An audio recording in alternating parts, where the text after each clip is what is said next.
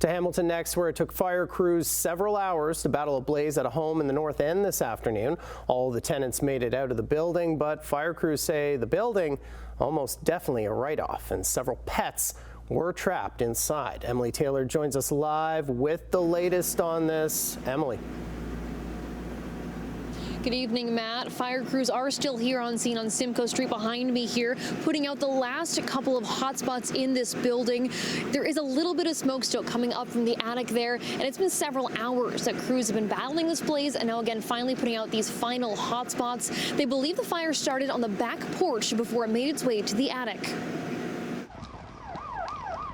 Heavy smoke and flames were coming out of the roof of this home on Simcoe Street East in Hamilton when fire crews first arrived. They were called to the blaze shortly before 1 p.m.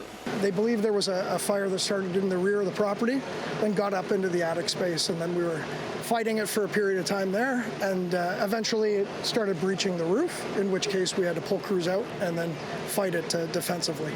All of the tenants made it out safely from the building. Though fire crews rescued a cat from the second unit, tenants say at least 3 more cats were left behind. I lost a pet. I only got 1 cat out. So my neighbors lost 2 cats now. They didn't get out. Art Scullion lives in one of the units. He says it all happened so fast. There was no smoke in the house.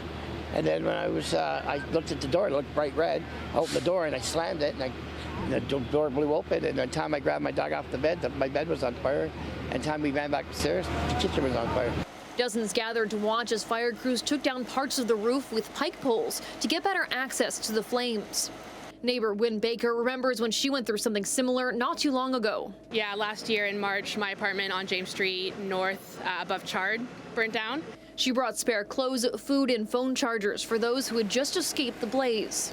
So I just felt like I would get out and sort of pass on all the love that was given to me last year. So I just got out and I made sure they knew about the Red Cross and who to call, and then just have been helping out, get some access to medications and phone chargers and stuff. And we found Art a pair of shoes. I'm shocked. It really shook it up. I lost everything, my money, my ID. I need my meds tomorrow. I got nowhere to live now. I got nothing. Hamilton Fire estimates the damage to be in the millions. I would venture to say the whole property is pretty much a write-off, so I'd probably venture to say 1.2 to 1.5, somewhere in that vicinity there. Yeah.